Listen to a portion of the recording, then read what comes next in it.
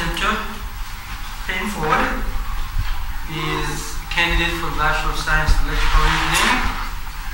Been SGA President since 2011. Title of his talk is Solar Tracking using Proportional Integral Derivative Controls. Okay. Alright. Thank you, Dr. Cornely. As he said, my topic of my presentation is solar tracking using proportional integral derivative controls. I'll call it PID controls for the rest of the presentation. That's a lot easier to say. So moving along, a little background. PID control is a mathematical control system based off of error correction. And I'll get into the specifics of it a little more. It's one of the oldest and most widely used industrial control methods. The PID control can be traced back to the late 19th century, where it was used for governing systems to control the speed of different like boats and cars and such. By manipulating set points, I've discovered that PID control can be used for tracking purposes. Solar tracking. It's a device to keep a solar panel pointed directly at the sun, and it's been shown that solar tracking can cause a solar panel to bring in 30 to 40% more energy than a fixed panel. Kind of to go over my summary. Oh, I cut off some words there.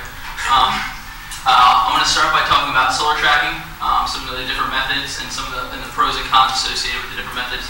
Then I'll get into the PID control, talking about the history and common practices, the mathematical functionalities, and how I used it, or how I think that it could be used in tracking. And then I'll go into some of the project specifics, including we'll take a couple closer looks at the program along the way, some of the electrical schematic design. Yes, demonstration because I'm having some technical difficulties. So first, to start with some solar tracking methods. There are two different types of mounting systems for solar tractors. You have the single axis, which is right shown here, and the double axis shown here. Single axis obviously can only pivot in one direction, which would be ideal if the sun passed directly overhead.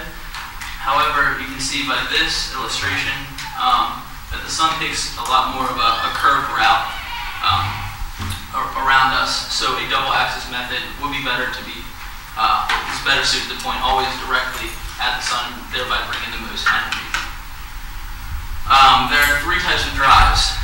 The first is active, which generally uses two photosensors, one on either side of the panel, and will move until they receive the same light intensity reading. Because then, if you think about it, the sun's up here, and your panel's pointed in a different direction, the sensor on top is going to obviously be reading a higher level of brightness than the one on the bottom, so it'll move until they have the same brightness reading. Passive, which uses a hydraulic chamber that when the sun changes its location in the sky, or I guess not really, it doesn't happen that way, when the sun appears to change its location in the sky, the gas will expand or contract, causing the panel to move back and forth. And chronological, which are made to turn opposite the direction of the Earth in order to achieve that pointing at the sun. My decision for tracking was to go with the double axis for the reasons that I said earlier, to maximize the amount of energy. Also to go with active driven, because that is the most reliable method. The other methods take in less power. However, I'm an electrical engineering major, so I needed to do something with electricity in programming, and it is the most reliable to keep the panel pointed at the sun. Instead of using the two light resistors or light sensors, I decided to use 10 light dependent resistors, and to aim for those resistors that have the maximum brightness. The light dependent resistor is a resistor that, when exposed to light, the resistance drops. So running a certain voltage across the resistors with a current sensor attached, the current will spike as brightness goes up. So that was how I would measure the brightness. And yes, the only downside, as I said, is that it must use energy, so it will not be as efficient as the other types of panels. So now for some background on PID controllers. PID controllers were invented by watching seamen in the Navy steer their ships. Common uses are cruise control and flow rates. So if you think about it, the way I was first exposed to PID controllers was over the summer at my internship working with flow rates. So you have a motor that pumps out a liquid through a pipe, and you need that liquid to travel through the pipe at a certain flow rate. You can measure that flow rate, but you obviously don't know, depending on the temperature and the viscosity of the liquid, you don't know exactly how fast to move the motor at all times. So you use the flow meter to read the flow, the rate of flow, and how much that deviation to set point. We call that the error, which is a huge, which is what you use in PID control. You have your you have your set point and your physical measurement, as I talked about, and then you take the integral of the error, which is pretty much the error. You sum up the error over time, the amounts of the error, and the derivative of the error, which is how the error is changing over time. And you multiply those by constant values, which are called tuning constants. You use those to fine-tune your PID controller to make it work the best, as well as the proportion of the error to the set point. And then you add that or subtract that from the motor speed to fine-tune it. So as the error shrinks, the derivative and the integral and the proportion of the error will also shrink, and so it won't be adding anything to that motor speed at that point. You will have the perfect motor speed for the flow rate.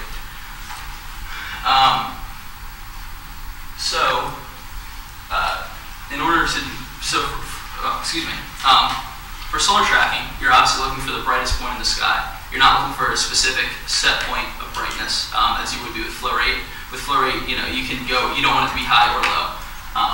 With brightness, you want it to be as high as possible at all times. So I came up with the idea of just maximizing the brightness. So every 5 seconds, I would take whatever the brightness was at that point and add 5 brightness values, which is kind of what I created in the program to that, and then tell it to pretty much look for that value. And it'll move back and forth essentially on the 2 motors until it minimizes that error the same way it would with a flow rate, except for instead of not being able to be above or below, it'll always be below, but it would still move to find the spot with the minimal error. So it operates on the previous 20 samples of the air taken at 10 hertz, so that's 10 times a second. And if the derivative error is ever greater than 0, the motor will change direction, because that means that it's getting darker. So it's obviously moving away from the bright spot.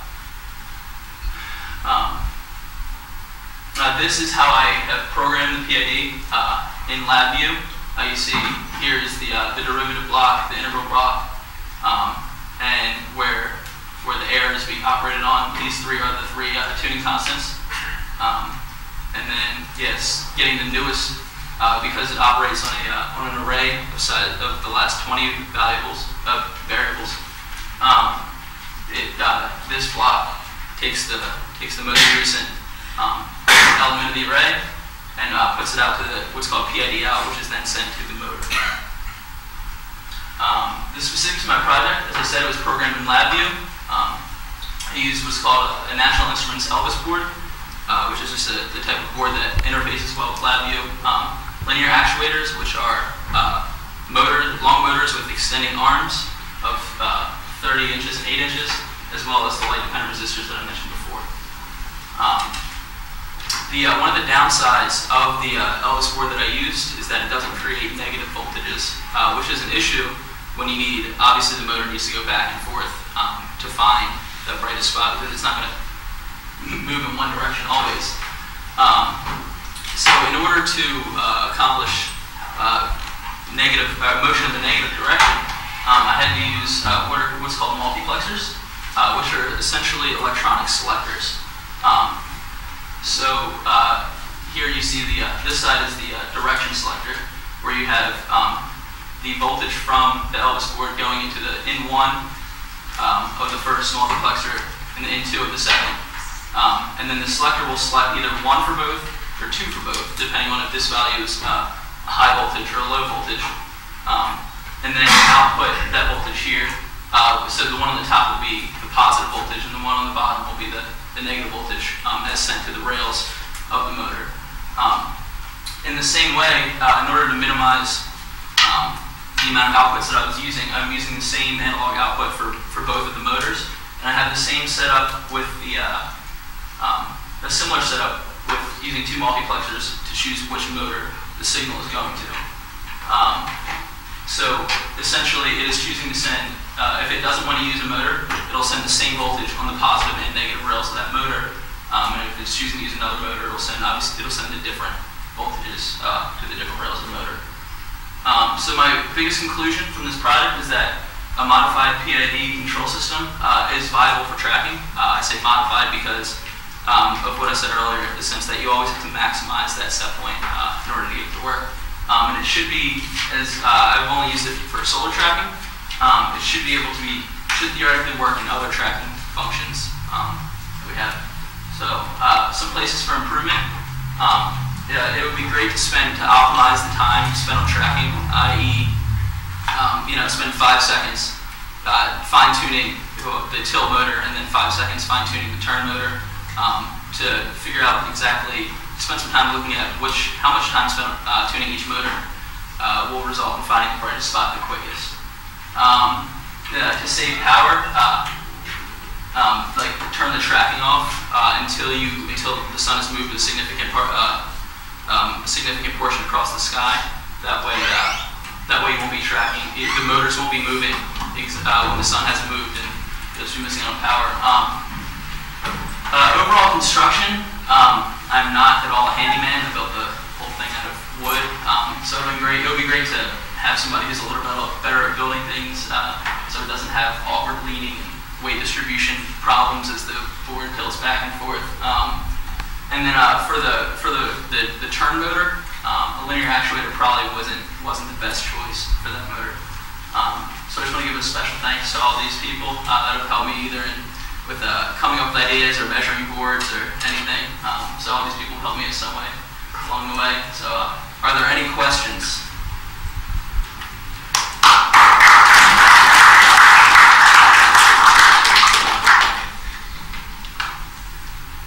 Yes? Do you always need a specified set point, or could you do it that it's just measuring that the differential is not changing? I'm sorry? So the maximum is going to occur when the differential is not changing, right? The differential of the value. So just the differences in what it's receiving. So if you have 20 points, it's measuring.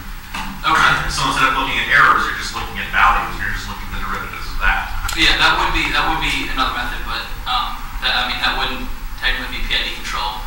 PID control is, like I said, really widely used right now.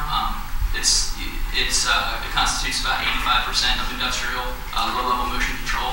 So I really wanted to take a look at exactly using this system that's so widely used and widely understood, and tell me a new application for it. Okay. So how do you deal with the fact that I would assume that the set point is actually going to change throughout the day? Yes. So do you have to account for that in the PID controller? No, it just changes the set point. We go actually, yeah, I don't show the keep going. Not this one.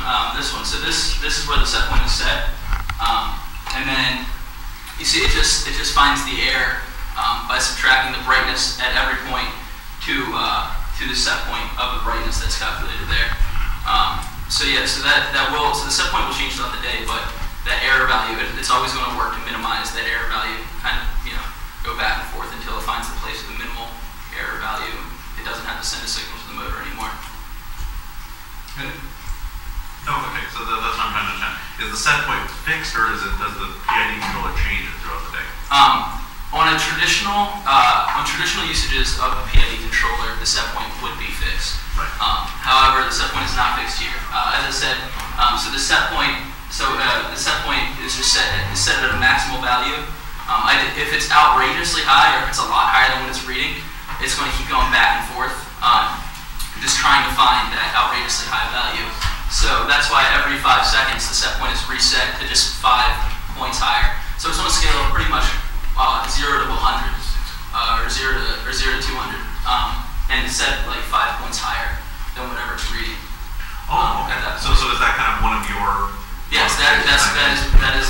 modification. That's the main way that this differs from a traditional PID controller. Okay.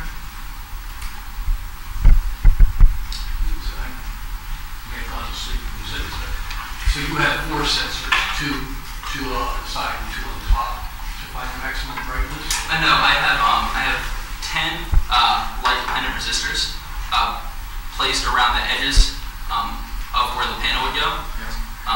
And I'm taking a current, pretty much a resistance reading of those resistors, because when the resistors are exposed to light, judging by the amount of light they're exposed to, the resistance really drops. So it's finding the point essentially where that resistance is the lowest would be the brightest point in the sky. So you're not looking at each resistor by itself, but you're looking at the total? No, I'm not. And the reason that I chose to use 10 is So I'm not sure I understood. Are you measuring the total resistance? yes, they are connected in series. Yeah. So the reason that I chose to use a higher number than normal was the resistances get really low when they're exposed to light, down to 10, 20 ohms a piece. So I wanted to have more there so it's easier to measure in fine tuning. And B, if you have just 1 or 2, they're easy to, if they're set askew, or having them all around the board makes sure that the entire board will be facing the brightest spot instead of just one of the corners. Do you align one of your axes with the axis of rotation? This is what I think maybe Mark was aligning with Mark's question. Do you align your axis, one of the axes, with the axis of rotation of the Earth, or Yes, you would. You wouldn't have to necessarily if I wasn't using a linear actuator for the. So essentially, there are 2 motors. It's set on a pole like this, and the board itself can tilt back and forth, and it also rotates. Because I'm using a linear actuator for the rotational motion, I can obviously only achieve 180 degrees of rotation. So you would have to align it in that way. So it can, that way it can follow the sun all the way, across the 180 degrees. But if you were using a rotational motor where it can spin freely, you wouldn't need to worry about exactly how it's lined up. So when you read this, you don't know which way it's off, actually, because you're sensing all the sensors. You just know the light level drop. Exactly. Yes, it'll wiggle. It'll essentially wiggle back, so it'll go one way, and if it senses that it's getting darker, it'll change its direction to go back the other way. And the cool thing about PID controllers, Then you go to the other one. Yep, and then it'll maximize it for one motor, and then it'll go to the other motor and wiggle back and forth and maximize it again. The cool thing about PID controllers is that the farther away, if it senses that you're really far away from the set point, that it's increasing as you move in a certain direction, it'll increase the speed of the motor at that point, so it'll get to that set point quicker. Because of what the derivative element does there. So was that already, like you had the derivative and the integral built in? Was that already built in, or? What do you mean by was that built in? Or did you have to write this? Well, usually you can vary the constant for the derivative and for the integral to maximize the rate that defines it. You just kept that constant, those constants? Well, yeah. They are traditionally constants, and normally, I know when I was tuning some PID controllers on a lower level this summer, we would keep those as constants and just find the optimal one, so it would reach the set point the fastest and not overshoot. So as long as it's not changing, so.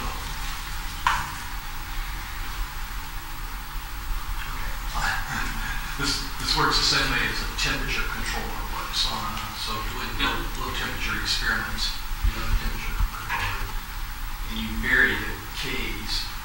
But that's because you may be doing different. Maybe it's all right in this case to keep the Ks constant once you find them. But I have to think a lot.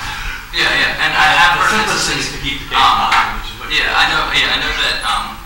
Especially like in the automobile industry, I found in my research, because you use PID controllers essentially control the idle rate of your car. And I know in the automobile industry, they do, they vary the Ks. That way, if your idle rate gets way out of whack, it'll shoot, have it shoot right back on the course real quick. Whereas normally that would just create more danger of overshooting if it wasn't that far out of whack. But for something like this, I think constant Ks would work just fine. It doesn't have quite the level of precision as low temperature experiments.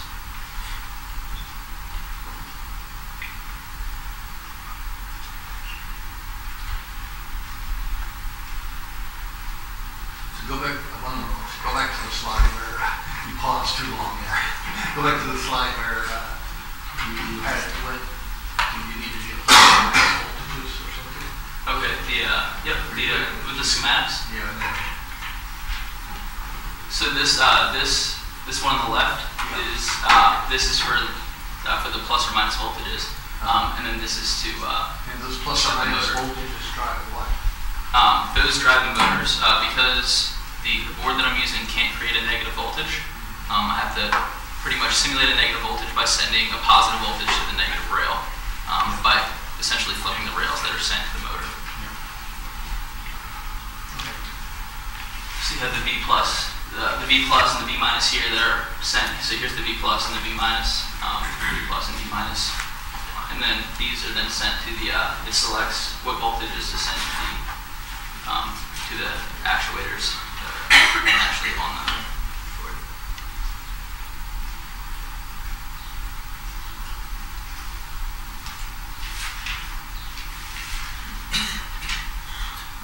Any other questions?